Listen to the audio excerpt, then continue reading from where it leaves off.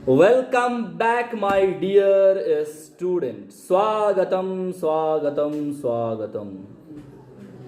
प्रश्नोत्तर सेशन में पहला क्वेश्चन है, तू जिंदा है तो शीर्षक कविता का भावार्थ लिखें।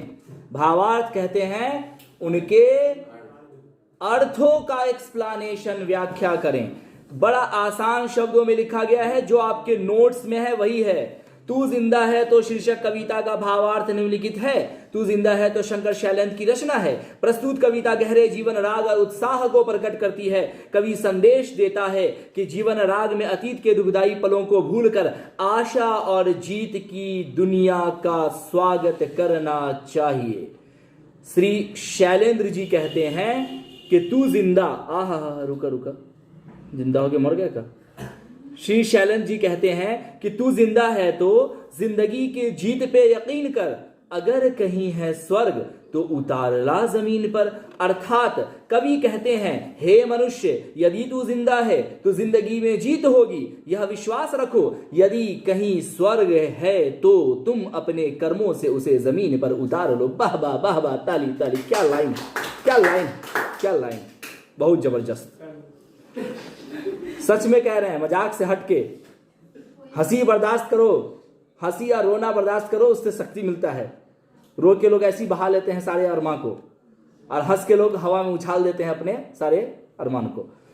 मतलब आपकी नहीं बात कर रहे हैं हम, मीनिंग, उसके मीनिंग की बात कर रहे हैं।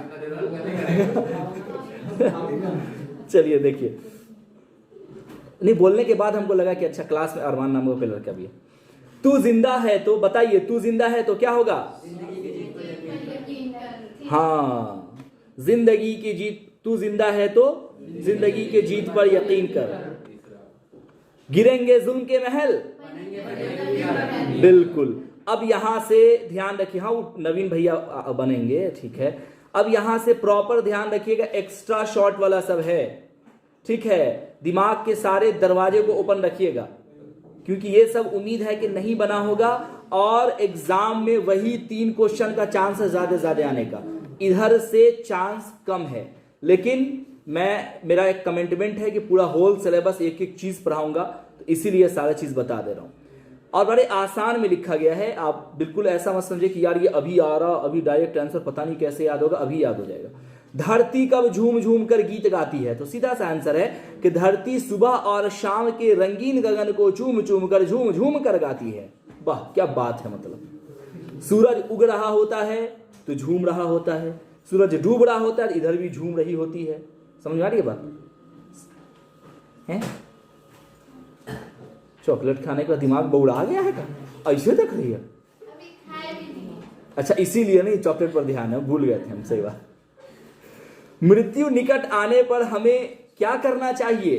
तो मृत्यु निकट आने पर हमें मुस्कुराते हुए उसका, आय हाय हाय, बड़ी बलवार आदमी है।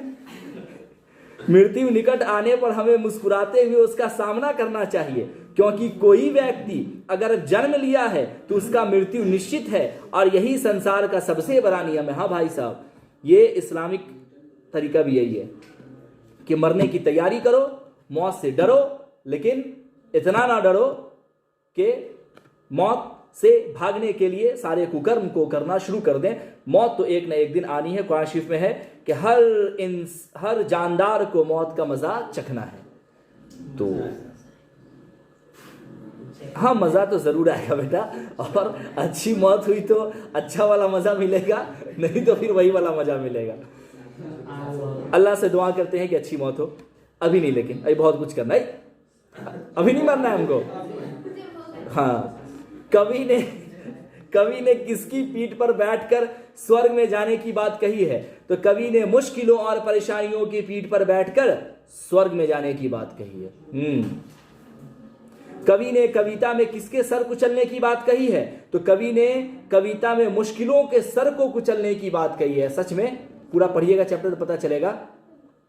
घुसो कान में, इतना बढ़िया पढ़ावा है और फिर भी फुसुर फुसुर हो रहा है।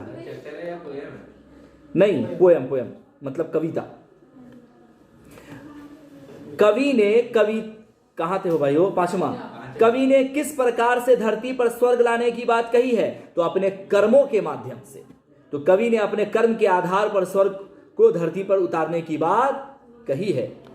ये गम के 4 दिन, ये दिन भी जाएंगे गुजर, गुजर गए 1000 दिन, रिक्त स्थानों की पूर्ति करें। तो आप बोलेंगे ये गम के और 4 दिन, सितम के और 4 दिन, ये दिन भी जाएंगे गुजर, गुजर गए 1000 दिन।